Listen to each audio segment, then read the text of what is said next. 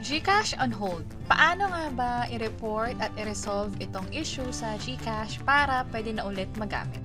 By the way, kung first time mo sa channel na to and gusto mo pa ng mga online tutorial videos katulad nito, please click the subscribe button. Kung sakaling nag-login ka sa GCash account mo at nakakuha ka ng error message na katulad nito, kapag ganyan, kailangan mo nang i-report sa GCash at mahihingin silang mga requirements depende na rin sa dahilan kung bakit nga ba na-suspend or na-lock yung account katulad nito. Unfortunately, sa experience ko, hindi sinabi yung dahilan kung bakit nga ba na-suspend yung account. Dito sa article nila, may mga dahilan na sinabi rito na pwedeng pasok yung sa account natin. Unang-una, na-deactivate siya dahil sa violation ng terms and conditions. Pwede may ma-receive na email tungkol sa account deactivation. O di naman kaya kung sakaling hindi verified yung account, pwede yan ma-lock or ma-suspend nga within 12 months kung sakaling hindi pa ito pinapa-verify or na-upgrade. Next, kung sakali naman na hindi nag-match yung record mo dun sa mga documents na sinabit mo katulad ng valid ID, pwede ring ma-lock yan. May mga hiwalay na requirements silang hihingin katulad ng proof of billing, proof of income, pero hindi sa lahat ng pagkakataon ay ganito yung requirements na hihingin. That's why kailangan mong i-report sa GCash at sila mismo magsasabi sa'yo kung ano nga ba yung requirements na dapat mong ipasa.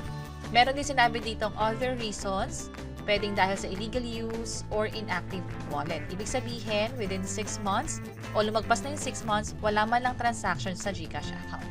Kapag ganyan, ang gagawin lang ay mag-report sa GG. So, i-click lang tong chat with GG.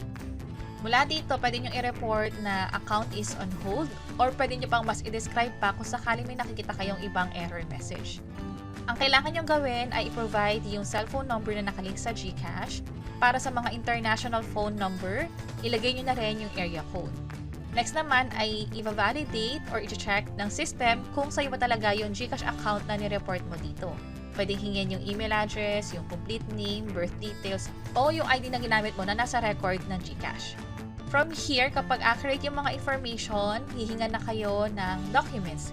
Isa sa mga hiningi sa akin ay yung government-issued ID. So, ang ginawa ko lang, click ko lang tong select file and then in-upload ko lang siya. Mula dito, hihinga naman ako ng selfie with valid ID. So, select file lang ulit at i-upload yung ID na yon. Walang camera sa option na to, that's why kailangan naka-ready na yung file doon sa mismong phone ninyo. Siguraduhin lang din na malinaw kasi pwedeng hingin nila via email just in case na in-accept na ng system, yun nga lang, malabo pala.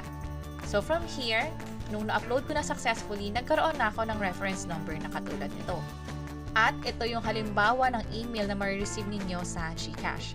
Sa akin, ang nangyari nga para ma-lift yung suspension ay kailangan ko pang magpasa ulit ng selfie with valid ID kasi daw medyo malabo or blurry yung pagkaka-upload ko dun sa picture.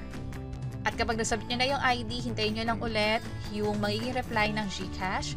Also, kailangan nyo rin mag-reply via email dun sa tinakda nilang oras. Sa case ko, within 48 hours dapat mag-reply or else i-close nila yung ticket o itong email na to. Kapag ganyan, uulitin nyo yung buong proseso, kailangan nyo ulit mag-report sa kanila. At kapag okay na, nasubmit nyo na yung hinihingi nila via email, hintayin nyo na lang yung sasabihin nila possible within 12 hours or within 4 hours. And from there, pwede na ulit kayong mag-login sa GCash account ninyo. Kailangan lang ulit na OTP pang mag-login. And from there, pwede nyo na ma-access yung GCash wallet.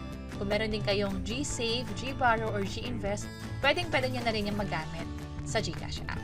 And that's it. Sana nakatulong tong video na to. Kung oo, pakiclick ang like button at para sa iba't ibang mga tutorial videos, pwede nyo i-check ito nasa baba. Sana makatulong. See you sa next videos!